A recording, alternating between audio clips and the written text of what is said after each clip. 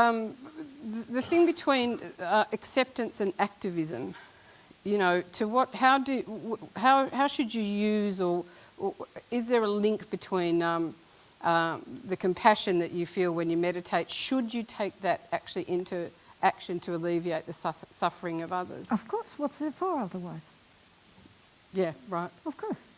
And so the emblem, the symbol of fearless compassion is Tara, who is the Buddha. She represents fearless compassion, like a mother with her child, you know, who would protect her child. I mean, even an animal will protect their child, their babies, from a predator, you know. That complete selfless love at that time, which creates that fearlessness that they will, you know, do everything to help. And so part of the point then of meditation is to actually get you to that point where you can operate from that place, so that your motivation is better. And it becomes automatic, because the point is that it's considered that our essential nature, which is what all these Buddhas and Bodhisattvas are showing us, they're symbols of our essential nature, our true nature, when it's not messed up by our ego and conceptual thinking, dualistic mindset. When we get back to our real basic nature, which is something very deep inside us, that is compassion, that is wisdom, that is love. We don't have to manufacture it.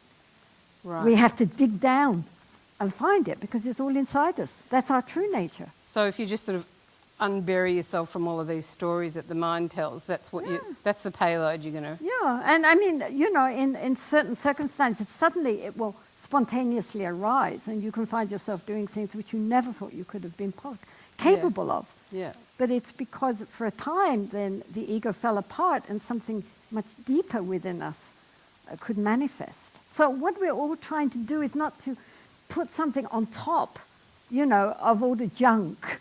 Yeah. Right? We're not trying to make a nice layer on top. You know, you have a whole bunch of garbage and then you make a nice icing on top and happy birthday. What we're trying to do is get under all that to see that our original nature is luminous clarity.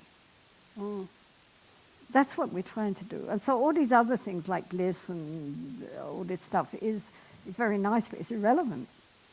Do you think that we'll get to that point of luminous clarity in time to save the world? The problem is not whether we can get to that state, but whether enough people can get to that state. Yeah. We have to reach a critical mass. Yeah, because otherwise So this is why, going back again, this whole mindfulness movement, if it doesn't become just a commercial game, could actually really, because it goes to all levels. I mean, even people in, you know, Google and all these big industries are recognizing that this is a very, very beneficial thing. Okay, because it makes all their executives less stressed out and they can work harder. But still, you know, if you practice some mindfulness techniques and you find it works, and it does help you, then you can Google mindfulness and discover, hey, look, you know. Do you think the internet's going to be part of what will help us help it spread faster? It's got everything, wisdom. I mean, you want to get great teachings from great lamas, you go to Google and you go to YouTube. And there they all are teaching you how to practice all the problems, all the difficulties. It's like, you know, there they are. And I mean, you can go to porn, or you can go to, you know, you can go to a great Dharma teaching. And both will increase exponentially. It's all there. Because that the thing is that the internet is obviously sort of like the printing press was, but it's just so much faster that I'm an ambassador for Mindful in May, which is an online community. And that's been very impactful for me and for a number of other people, and I love that community actually. It's a really, you know, there's some really good people, and so maybe there's a sort of hopefulness in that regard that because it's so lightning fast with the internet, maybe that will ramp up the. Well, the thing is that the internet is so omnipresent nowadays.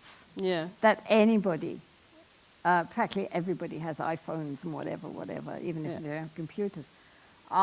Anybody can access anything, you know, and you get one good teaching out there, and suddenly you look how many people have downloaded it. Yeah. You know? I mean, tens of thousands, sometimes hundreds of thousands, sometimes 1 million. You know, it's extraordinary. Yeah. Never before was so much available. Yeah. I mean, junk and you know, extraordinary enlightened material. It's up to you what you look at, but it's there.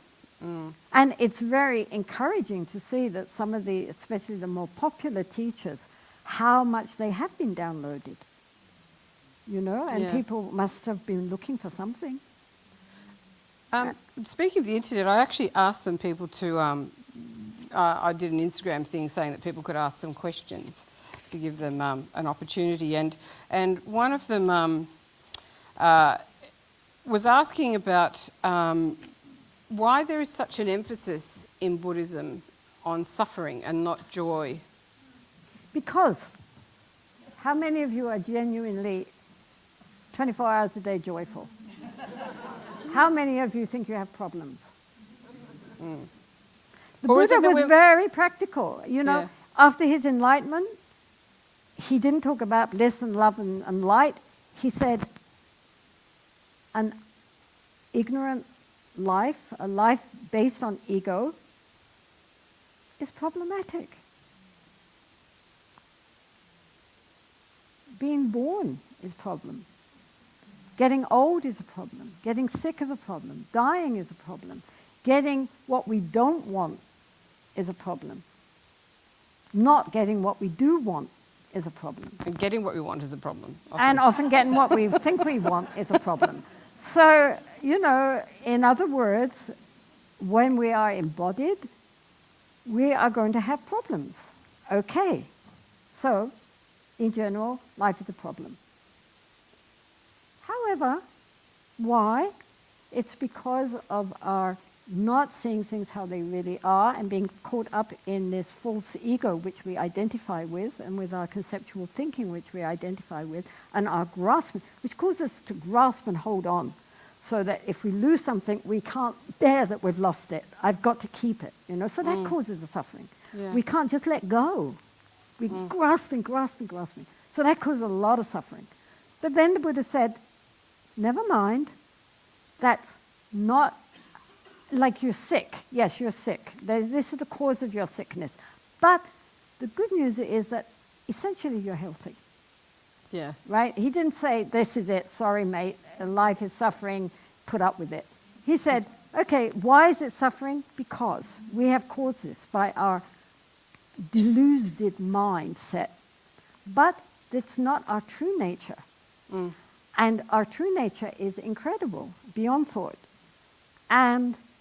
But very simple, very simple. Yeah. Here's the path to get there. And the path which he set out includes our physical actions, our speech, and also how to cultivate the mind. He gave a path. And it's like so it's wonderful news. Yeah. He wasn't pretending that it's all love and joy, which it isn't. He was saying there's a problem, but there's a solution to the problem. Don't worry. It's like my friend Petria King says that we're caught in second nature.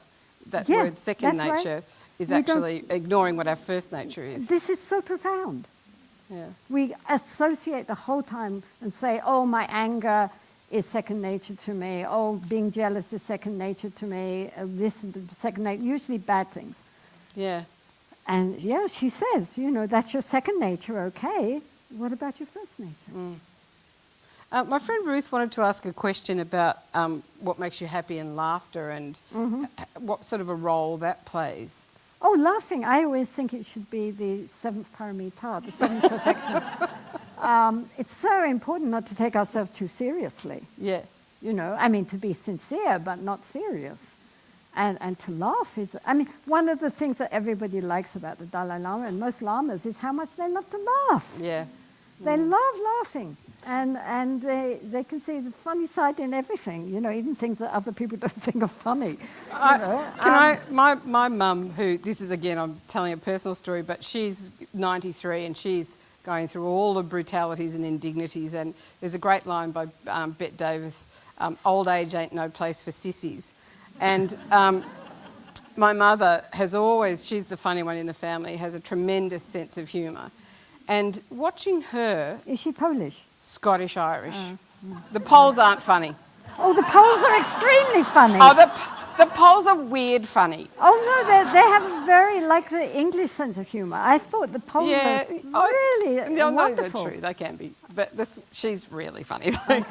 She said... I'm not sure about his Irish-Scottish connection here. Look, We've got an Irish and a Scots there.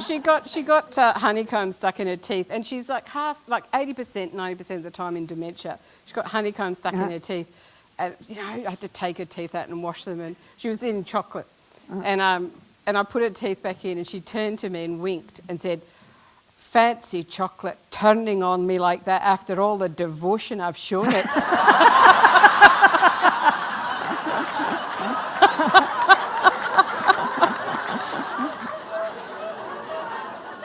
This is a 93-year-old woman who is mostly not knows who I am, but not sure if I'm her sister or her mother, and it is like Grace, her sense of humour. Like I can see her pull back, and there are times when she goes into what they call the paraphrenia, which is horrible to see. It's horrible with the dementia, but that sense of humour just redeems her and brings her back from it. It's amazing to see. No, I think if you can't laugh, you're really lost. Yeah.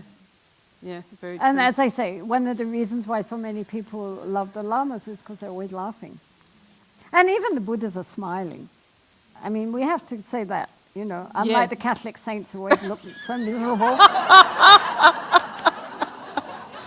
The Buddhas and Bodhisattvas are always smiling. Yeah. Even they see the suffering. I'm not going to say anything about Jesus and the cross. So, no, we won't mention that. Yeah.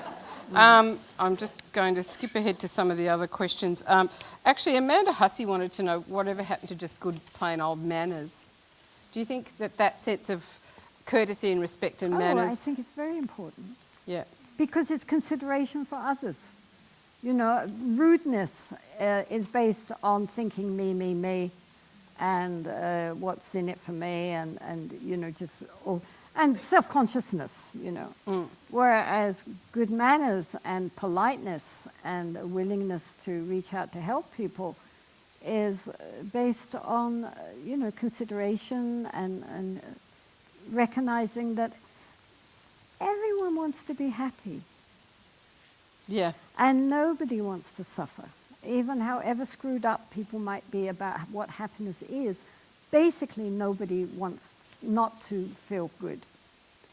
And so recognizing how we would rather feel happy and not feel sad, likewise, every single being that we meet wants to be happy and not be sad. And one simple way of helping them to feel a bit better is to be polite. Yeah. And to be helpful and to be careful what we in our dealings with them, including in the family. Yeah. And just, that, even just a small thing can lighten a whole person's day. Someone else here was asking, I'm afraid I can't find her name, but when we talk about the thoughts, where do they come from? Thoughts? Yeah. Oh, what are they? Sorry? Well, I mean, one of the main meditations is learning how to look at the thoughts and ask yourself, where does the thought come from? Where does it go to? Where does it stay? What is the thought? I'm not going to give you the answer.